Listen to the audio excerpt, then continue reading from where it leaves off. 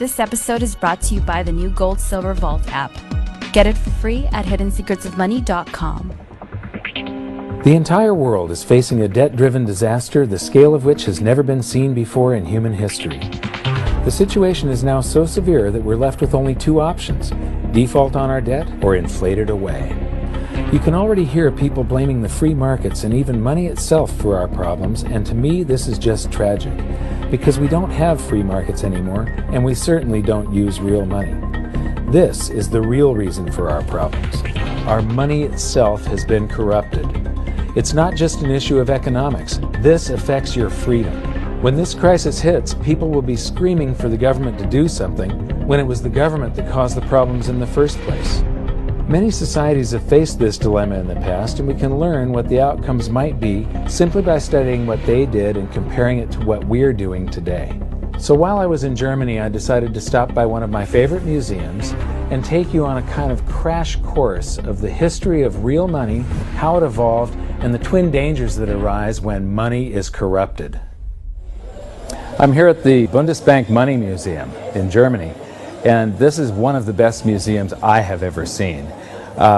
Right at the very beginning of the museum, you walk in and it starts with barter. You know, originally the first form of currency was livestock. The problem with livestock, though, like for instance this cow, if I traded this cow to you for something and somebody else wants to trade you something else that's of much lower value, you can't make change. A system that relies on barter is very inefficient because you not only suffer from the problems of divisibility, you also rely on the hope that you will find someone who has a good or service that you need, who wants something that you have at the same place and at the same time. In economics, this is called the coincidence of wants. Now add the fact that most goods have a shelf life before they perish, and you can see why barter systems held mankind back for so long. So what was it that solved the coincidence of wants and propelled us out of the Stone Age and into space? It was the invention of money. Money is not evil. It is a magnificent tool that allows us to trade our specialized skills and to store our economic energy. Without it, we'd be struggling to feed ourselves each day, and our average lifespan would still be 30. In episode 1, we learned that real money has to fulfill certain properties in order to function. But 2,600 years after its emergence, people still confuse money with currency, even the so-called experts. So they've got here some of the things about what money is. The first example here is money is whatever goes. So, in earlier cultures, commodities such as cattle, stones, or metals were used as money. Buyers took the value of the goods on trust when making their purchase. Today, too, money is a question of confidence. So, the currency, today isn't money, today we're using currency, but the only reason it has any purchasing power whatsoever is because yesterday your experience was that it purchased something. So you have faith that it's going to purchase something tomorrow. Otherwise, it has no value. Whatever form it takes, reliable money has two characteristics. It is genuine and it is stable. People can rely on its value. Well, you know, what fiat currency around the planet has maintained its value? They all fall in value. So right away you can see the difference. They're talking about currency here. And when they say it's genuine, I mean, what is genuine? A counterfeiter, somebody that's running their own printing press in their basement, is making genuine notes as far as he's concerned. I mean, they're genuine counterfeits. These things that just come off of a printing press, well, yeah, it's a genuine lie from a central bank or a government that you've got something that's going to store value for you, because it doesn't over long periods of time. It loses value. Gold, banknotes, and electronic money, meaning electronic currency, may be stored, divided up, or transported. As its material value has declined over time, its genuineness has had to be beyond question. Well, this one says that it's got to maintain its value, and right here they're contradicting the next one. The one thing here, gold, is the only thing that they're talking about that has not lost its value. In the past, rare goods were used as money. Today, central banks must ensure that the supply of money is restricted. Well, what are they doing all over the planet today? They're lifting all the restrictions on how much currency they're creating. They're flooding the planet with currency. The next display shows the usual museum pieces that are described as commodity money: cowrie shells, representative axes, cocoa beans, and the like. While these work better than barter, none of them were actually money because they all had a weakness: one or more properties of money that they couldn't fulfill. Therefore, they are commodity currencies, not money. Some of these were widely used right up until the beginning of the 20th century, and there's some stuff here that I haven't seen before. Here's something very interesting. This brick of tea, its value is in the intrinsic. It's in the commodity that you're using. It's the tea. But this one has a certain fungibility to it. Each unit would have the same value, and you can make change. You can snap these things apart into units of 6. It's portable. It's not that heavy. This fulfills quite a few of the functions of money. I would not imagine that it's that durable. It probably doesn't wear that well. And now we come to the emergence of real money.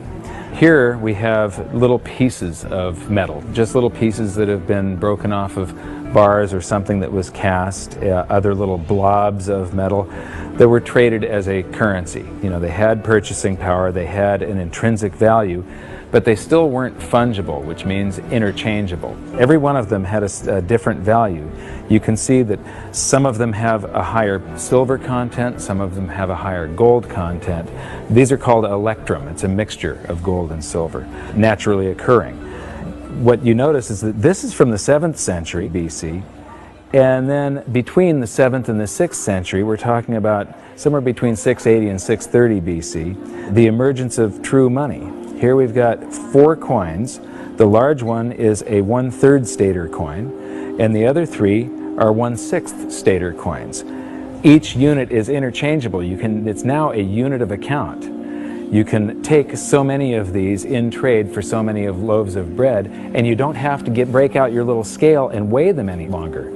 With the little chunks of metal, you had to weigh every transaction that was going on. You had to weigh whatever your payment was and then take a guess as to what the purity was. Here you have some standards that were set by mints and guaranteed by those mints. These are a unit of account. They're fungible. Every one of them is interchangeable. They're portable, they're durable in your pocket over long periods of time. They're divisible. You can make change. You can see there's a 1/3 stater and 1/6 staters. And they're a store of value over long periods of time. These still have purchasing power today, 2,600 years after they were made. Another thing that I find really interesting is between maybe 680 BC and 300 BC, cultures all around the world, they all gravitated toward gold and silver coinage as money. The entire world sort of decided all together that gold and silver were money. Why? Because the free markets keep on selecting gold and silver as money because of the properties that it has. So, now we get to the room of real money. This is a vault door, and this is where they've got all the great examples of the real gold and silver coins. So come on in and join me. So here we get to the first, this is gold and silver, what they're using to make money, and here we have some very early representations of gold and silver coins. And I love these displays. They start with coins in Lydia, so these coins go back to the very first minting of true coinage. So here we have starting in the 6th century BC, and then it goes up to the 3rd century, and then from the 5th to the 11th century, and the 13th to the 15th century. And these displays just go on with the history of real money, gold and silver. Here is 17th and 18th century. Here we come to the 19th century, and now we're all the way up to the 20th century here. And here we come to our first example of government-issued fiat currency. This is from China. This is from 1375. And what's interesting is I have a chart that compares the value of the paper currency in China compared to silver. And there was a hyperinflation of this currency. It wasn't backed by anything. It wasn't backed by taxes. It wasn't backed by anything in the Treasury. They could just print this. And so this went into a hyperinflation because the government was just running its budget by just doing deficit spending by printing. And then I'm going to skip to some of the colonial currency. This is the United States, and each one of these currencies is printed by a different state. We've got Maryland, South Carolina, North Carolina, Connecticut, New York.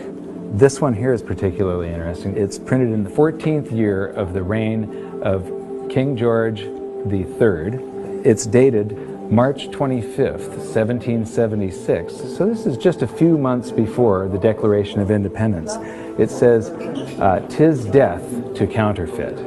But this was printed just before we started coming out with the continental dollar, which went into a hyperinflation because of pure deficit spending on the Revolutionary War. And so this is the wall where real money gets corrupted. This is where it all turns to paper, which sometimes is backed by something, but it can be a lie. They can print more than they have of the stuff to back it. As we learned in episode 2, one of the first things a country does at the outbreak of war is to suspend redemption rights so that their currency is no longer redeemable in gold. This is exactly what Germany did before World War I. After losing the war, they suffered through one of the worst hyperinflations on record when they were burdened with massive reparation payments to France and the Allies. These heavy penalties stifled the German economy and brought it to a standstill, leaving the country with the same two choices all indebted nations have faced throughout history: default on their debt or inflate it away. Defaulting was not a viable option, as they were completely impoverished, weakened, and surrounded by armed forces ready to take their land. Since their currency was no longer tied to gold, it was decided to light up the printing presses and inflate their way out, paying the debts with new currency created out of thin air. This had drastic consequences. Check out some of this Weimar currency. The display starts with 1 mark that actually purchased something, but soon the notes rise to the thousands, then the millions, then the billions, and finally the trillions. It's mind-blowing. You'll notice that I'm laughing a little bit as we move through the museum, but I'm not laughing at the people.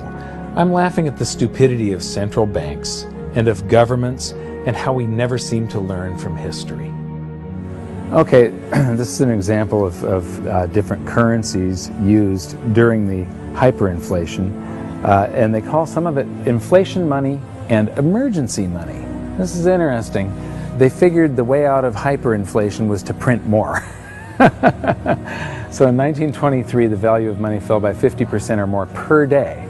So that means prices are doubling every day if it's falling by 50%. Nearly everyone spent their money as quickly as possible on bread, shares, and other safe assets. Well, I don't consider shares safe assets. Actually, the stock market did not keep up with the inflation. However, this rapid circulation only served to stoke inflation even further. That's the function of velocity of money. It's just when velocity picks up, it's just like expanding the quantity. It's got the same effect. At the end, even 144 printing companies working for the Reichsbank could not keep up with the demand for banknotes. Emergency money issued by cities, local authorities, as well as banks and other enterprises started being circulated. So everybody was issuing currency to add to the currency that the government was printing like crazy. Although banknotes with face values of trillions of marks were issued, the vast demand for money, that's not correct, the vast demand for currency led to a paper shortage.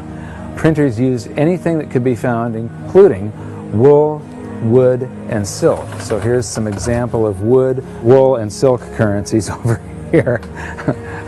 So this is a great example of how even here, in a museum of what they call money, this is the Bundesbank, one of the world's great central banks, if you can call any central bank great. They don't understand the difference between money and currency. They're calling all of this money, and it has nothing to do with money. This is just a promise. It was a promise to pay money at one point, and then it was a broken promise. People have faith in these government-created currencies, and it allows governments to basically rob their own people. The government erased the debts that they had left over from World War I by just hyperinflating the currency, and basically that transfers all the wealth of the middle class to the government. The government inflated away the debts, but they also inflated away the prosperity of their entire population. When we were in Germany, we got a chance to shoot in front of the Bundestag, which used to be called the Reichstag, and it's very, very significant in that out of monetary crisis, you very often see the political landscape change dramatically. It's the middle class of a country that defines the country with their vote. They're the largest sector of any country, about 70%.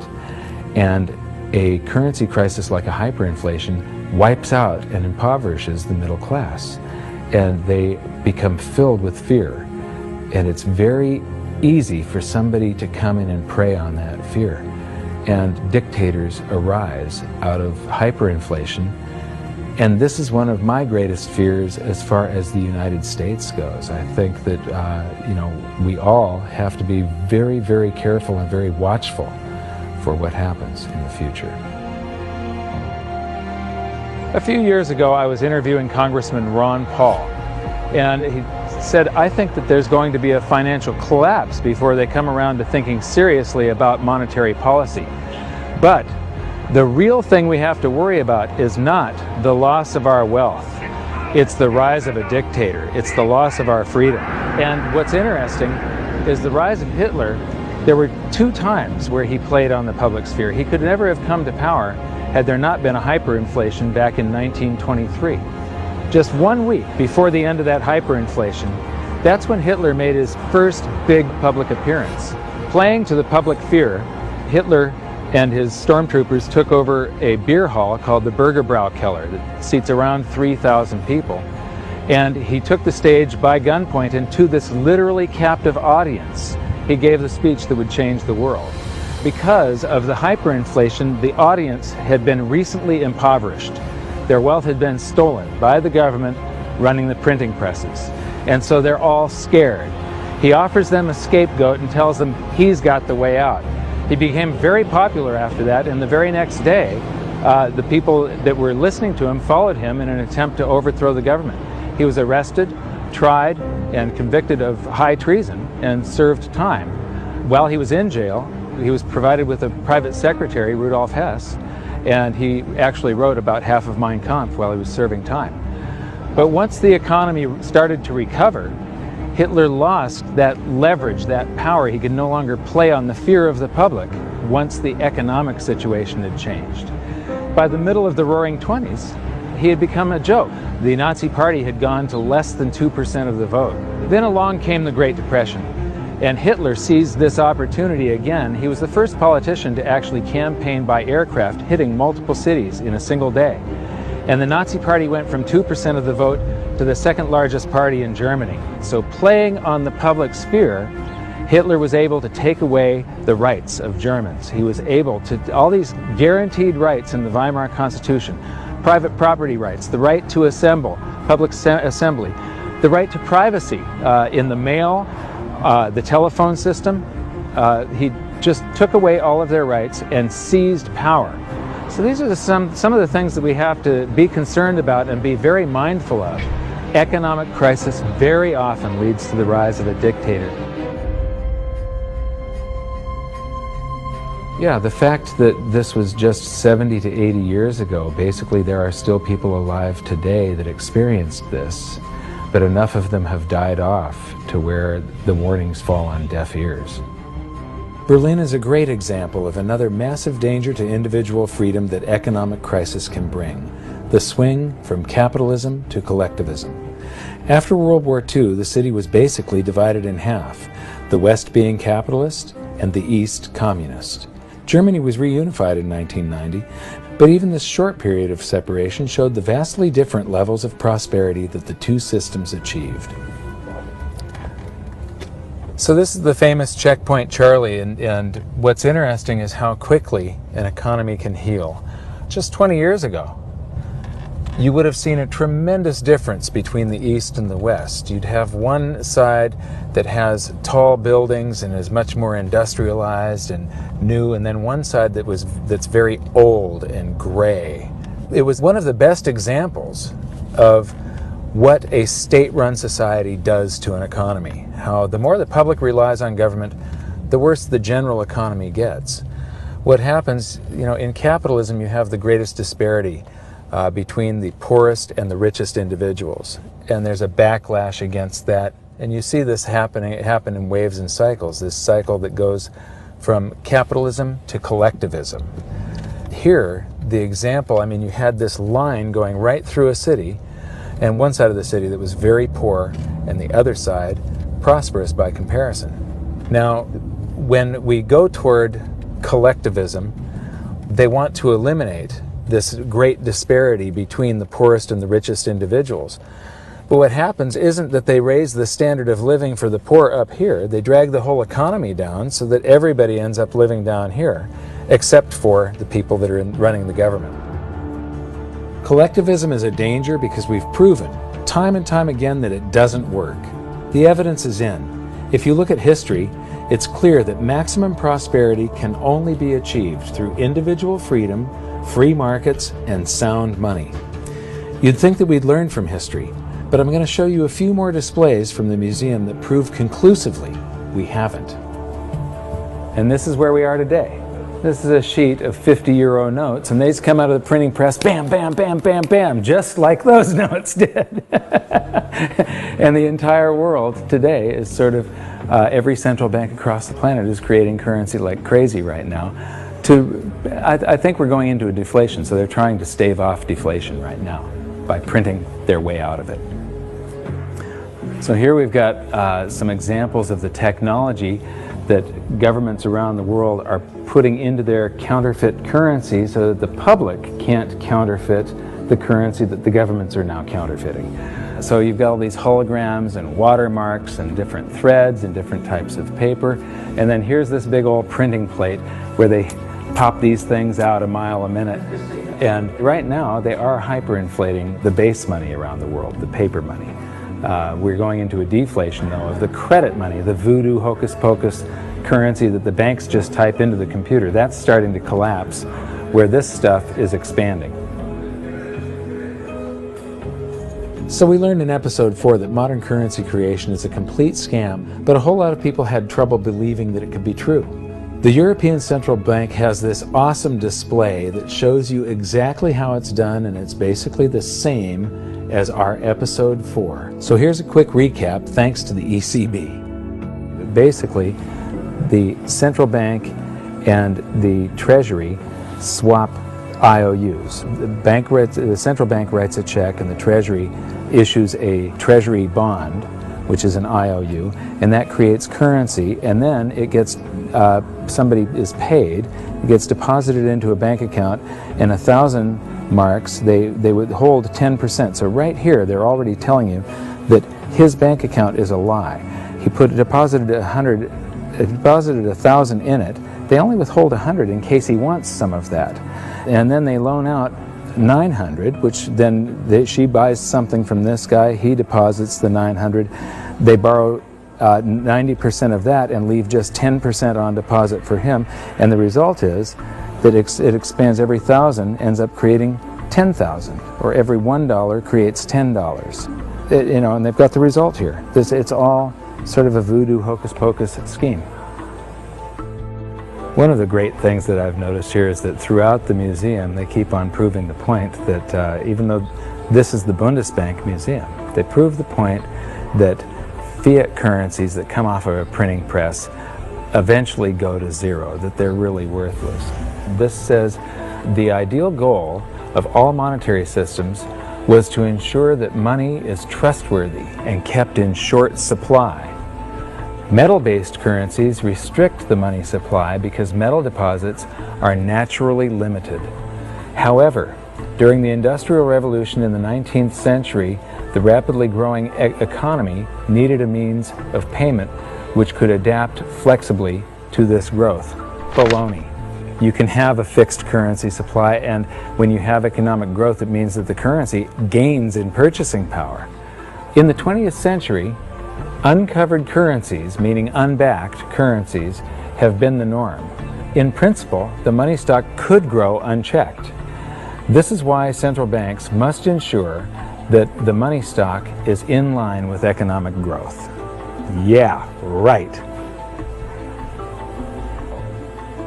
So here we've got my buddy Milton. Actually, Milton was sort of a semi-free market economist. He won the Nobel Prize, so he's considered the dean of the Chicago School of Monetary Thought, which are monetarists. They believe that we should have a Federal Reserve and it should expand and contract the currency supply to achieve stable prices. One of the problems with Keynesians and monetarists and so on is that they think you should expand it and contract it, but they never contract it.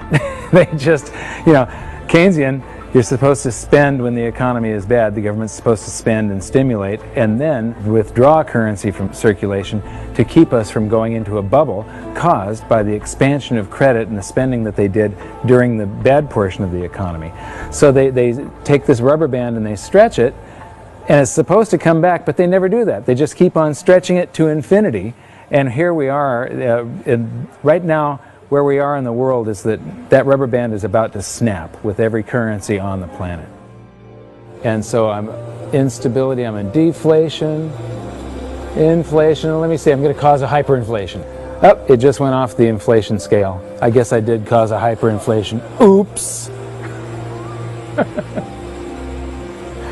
And now the whole thing is collapsing. This game of inflation and deflation has never worked. Right now we're on the precipice of the whole system collapsing, and just like the game, our monetary system will reset. This is where the twin dangers we learned about may rear their ugly heads, so it's up to all of us to learn from history. I mentioned earlier that it was the invention of money that allowed humans to prosper and rise out of the Stone Age. But money is only part of the equation. What use is money if you don't have freedom? So what's going to happen?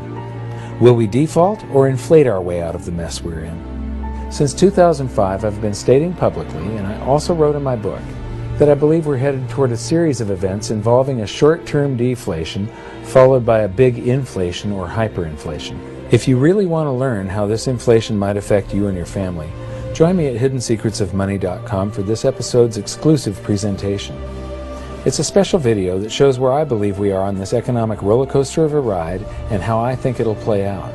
So for now, what can you do? 1. Share this video on social media and subscribe to our YouTube channel.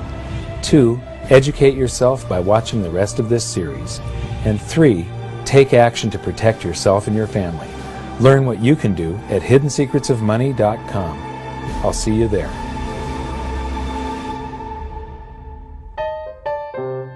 Should I buy $500,000 or $1 million? Let me see how much. This is not going to travel well in the suitcase, but it would be good to have €1 million, wouldn't it? Tough decision. So, okay, I'm going to buy €250,000. So here's €50 for your $250,000. And 7,95. yeah. And I get change back. This is about €8 to buy €250,000. 7,95, 8, 9, 10. Okay. 40 sind 50. Okay. And what's interesting is these are going to eventually be in here. And it won't be too long before these end up like this. Oh, and we get some chocolate gold coins. Dankeschön.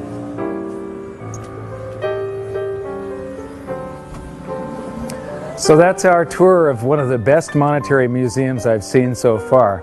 But what amazes me is that they still just don't get it.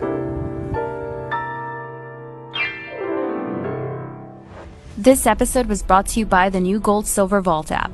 Get the latest silver and gold prices, news, videos, and track your holdings using the virtual vault feature all in the palm of your hand. Get it for free at hiddensecretsofmoney.com.